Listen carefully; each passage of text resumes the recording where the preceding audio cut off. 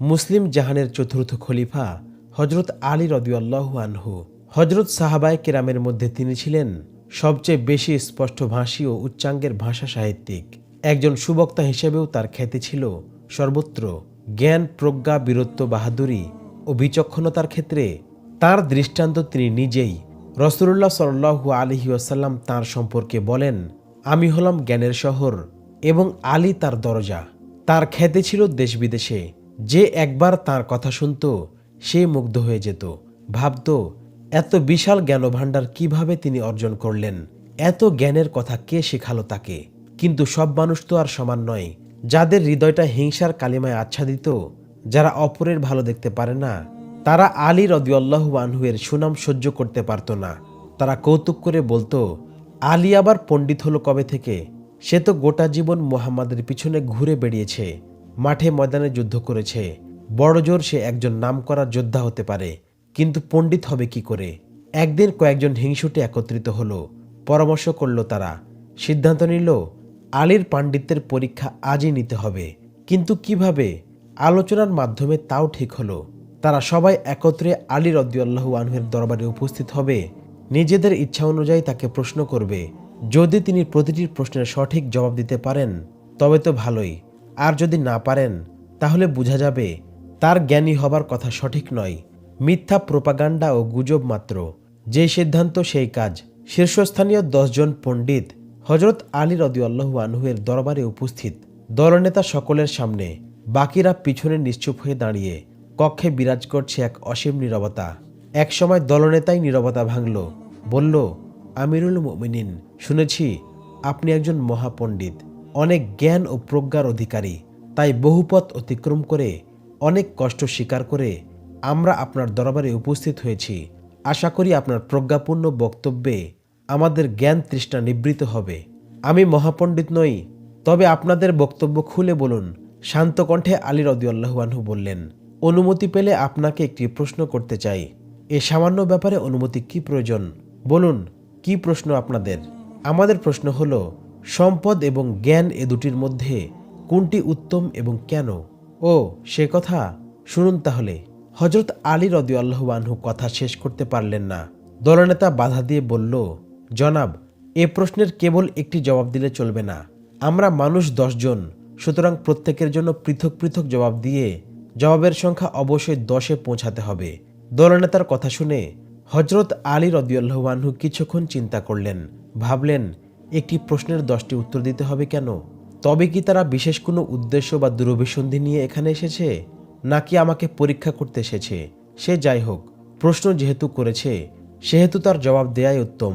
তিনি বললেন, আমি 10 জনের জন্য 10টি জবাবই দিচ্ছি, আপনারা মনোযোগের সাথে শুনুন। উপস্থিত সকলেই এক দৃষ্টিতে হা করে তাকিয়ে আছে হজরত আলী রাদিয়াল্লাহু আনহু এর মুখ পানে। জবাব শোনার জন্য সকলেই উদগ্রীব, কারো মুখে কোনো কথা নেই। গোটা কক্ষ তখন নীরব। খানিক পর আলী রাদিয়াল্লাহু আনহু একটু নড়েচড়ে বসলেন। শুরু হলো তার জবাবের পালা। সকলের বিস্ময় বিমুগ্ধ দৃষ্টি তারই প্রতি নিবদ্ধ। তিনি বললেন, অনেক কারণে জ্ঞান ধনের চেয়ে শ্রেষ্ঠ, তবে আপনারা 10 জনের জন্য আমি 10টি কারণই বলছি। 1. জগতের শ্রেষ্ঠ মহাপুরুষ হল নবী রাসূলগণ, আর শ্রেষ্ঠ মহাপুরুষ ও মনীষীদের বিবেচনায় যা শ্রেষ্ঠ তা বাস্তবিকই শ্রেষ্ঠ হতে বাধ্য। নবী রাসূলগণ জ্ঞান অর্জনের উপর জোর দিয়েছেন, সম্পদ অর্জনের উপর নয়। পক্ষান্তরে সম্পদ অর্জনের ব্যাপারে সর্বাধিক উৎসাহিত করেছে ফেরাউন ও নমরুদের মতো অভিশপ্ত লোকেরা। তারাই সম্পদের জয়গান গেয়েছে মৃত্যু পর্যন্ত। সে কারণেই সম্পদ অপেক্ষা বিদ্যা শ্রেষ্ঠ। 2. সম্পদ পাহারা দিয়ে রাখতে হয়, কিন্তু জ্ঞান পাহারা দিয়ে রাখতে হয় না। এমনকি আল্লাহ চাহে তো উহা মানুষকে নানাবিধ বিপদ আপদ থেকে রক্ষা করতে পারে, তাই জ্ঞানই শ্রেষ্ঠ। 3. সম্পদ মানুষের মাঝে হিংসার জন্ম দেয়, শত্রুতা সৃষ্টি করে। পক্ষান্তরে জ্ঞান মানুষের মাঝে তৈরি করে ভ্রাতৃত্বের বন্ধন, পরিণত করে পরস্পরকে অকৃত্রিম বন্ধুত্বে। সুতরাং সম্পদ নয়, জ্ঞানই উত্তম। 4. জ্ঞান বিতরণে কখনো তা হ্রাস পায় না, বরং যতই বন্টন করা যায় ততই তা বৃদ্ধি পায়, প্রসারিত হয়। কিন্তু সম্পদ এর ঠিক উল্টো।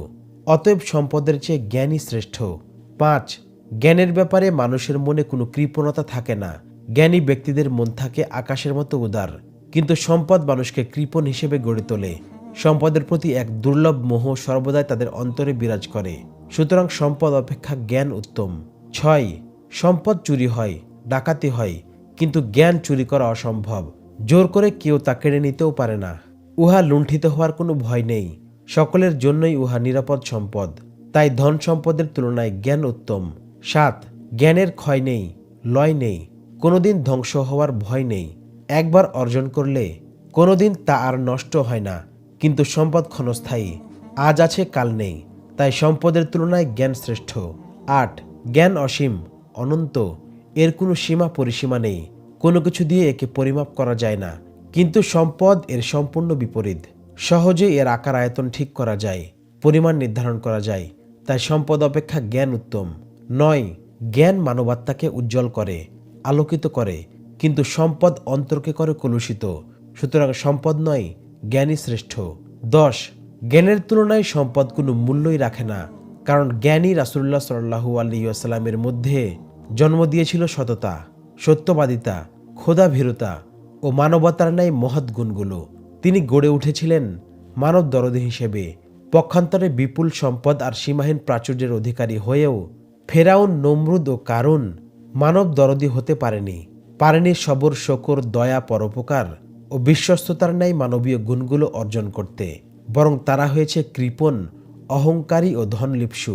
এতক্ষণ সকলেই হযরত আলী রাদিয়াল্লাহু আনহুর প্রজ্ঞাপূর্ণ জবাব গ্রোগ্রাসে গিলছিল, তনয় হয়ে শুনছিল তার কথা। এক প্রশ্নের 10টি জবাব শুনে সবাই বিস্ময়ে অভিভূত হল। বুঝল হযরত আলী রাদিয়াল্লাহু আনহু সত্যিকার অর্থেই একজন পণ্ডিত, জ্ঞানের সাধক। তার জ্ঞানের কোনো তুলনা নেই।